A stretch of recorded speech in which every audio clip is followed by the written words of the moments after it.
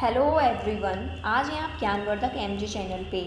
और आज हमारी मुलाकात हो रही है काफ़ी दिनों के बाद।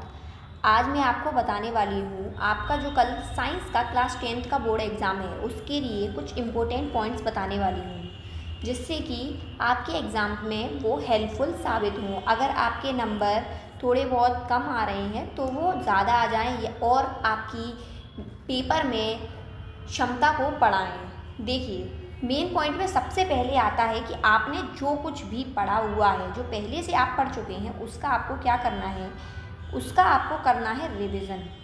रिवीजन मैं आपको हमेशा बताती हूँ कि रिवीजन एक बहुत मेन पॉइंट है लास्ट के लिए।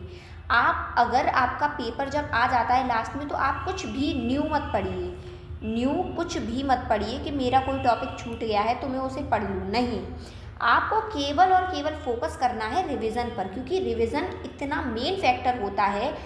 बच्चे क्या गलती करते हैं कि नया पढ़ना चालू कर देते हैं, पर जो पुराना पढ़ा हुआ उसका रिवीजन नहीं करते हैं। पर रिवीजन करना बहुत ही ज़्यादा महत्वपूर्ण है। तो सबसे मेन पॉइंट है मेरे लिए फर्स्ट कि आप रिवीजन करिए। सेकंड पॉइंट मैं आपको बताती हूँ कि PYQ, जो आपके प्रीवियस ईयर क्वेश्चन है, एक बार उनको ज़रूर देखिए। ये आपके लिए मस्ट हैं कि आप इन्हें एक बार देखें और इन्हें करने का प्रयास करें, जिससे आपको क्या होता है ना कि एक आइडिया लग जाता है। आपको जब एक आइडिया हो जाता है ना कि पेपर किस किस प्रकार के क्वेश्चन को पूछ रहा है पेपर, तो फिर आप उनको कर सकते हो। ठीक है, आपको आइडिया लग जाएगा कि कैसे कैसे टाइप के क्वेश्चन आते हैं, तो आप वहाँ पे घबराएंगे नहीं। तो PYQ ज़रूर लगाइए अगर आपके पास समय है। अब आपके पास अभी तो समय नहीं है, एक दिन है, तो सबसे पहले आप रिवाइज कीजिए। उसके बाद थोड़े बहुत जो PYQs हैं आप लगा सकें तो लगाइए।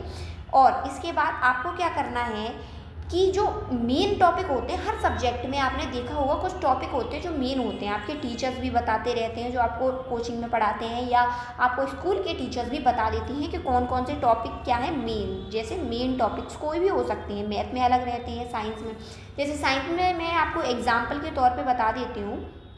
जैसे एक टॉपिक हो गया आपका मिरर, तो मिरर से रिलेटेड क्वेश्चन आपका, मिरर और लेंस से रिलेटेड क्वेश्चन आपका आता है, तो इस टॉपिक को आप करके जाइए। आप देखिए कि मिरर और लेंस जो टॉपिक है वो इम्पोर्टेंट है, उससे रिलेटेड आप जितना भी है पढ़िए कि क्या होता है, कैसे हमारी इमेज बनती है। तो वो सब आप जानकारी इकट्ठी करिए और उसको वहाँ पे एक नए क्वेश्चन उससे रिलेटेड आएगा तो आपके नंबर उससे पक्के हो जाते हैं। तो आपको ये करना है कि मेन जो आपके मेन है ना, मेन पॉइंट्स, मेन टॉपिक, दो चीज़ आपको ज़रूर करनी है। इससे क्या होगा कि मेन टॉपिक से क्या होगा, आपको ज़्यादा अगर आपने नहीं पढ़ा है तो ज़्यादा नहीं पढ़ना पड़ेगा।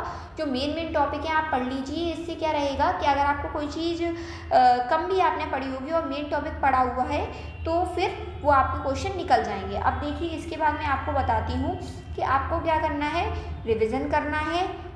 ठीक है, मेन जो टॉपिक है, पॉइंट है, वो पढ़ने हैं। उसके बाद आप एक काम करिए कि अगर आपने कोई चैप्टर आपका छूट गया है मान के चलिए, तो उसकी समरी का मतलब है ओवरऑल देखिए कि उस चैप्टर में क्या था। ठीक है, उस चैप्टर के बारे में देखिए, मतलब ठीक है, और पढ़िए।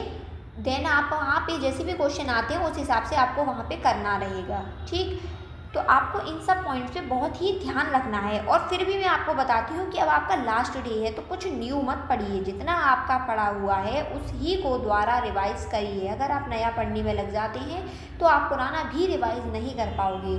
आपके क्वेश्चन देखिए किस किस प्रकार के आते हैं। एक लॉन्ग आते हैं क्वेश्चन, शॉर्ट आते हैं क्वेश्चन, वेरी शॉर्ट क्वेश्चन आते हैं, और आपके MCQ आते हैं। MCQ में तो आपके नंबर पक्के रहते हैं। अगर आपने पढ़ा है तो MCQ में अगर आपको आता है तो आपका एक नंबर पक्का है, क्वेश्चन है वो कहीं भी नहीं जाता है।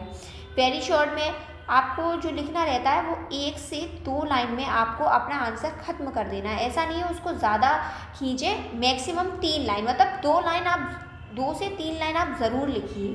ठीक, और शॉर्ट में आप लगभग लिख सकते हैं 6 से 10 लाइनों के बीच में ख़त्म कर दीजिए। आपको ऐसा नहीं है कि बहुत ज़्यादा लिखना है, अच्छा लिखना है, आपको सटीक उत्तर देना है।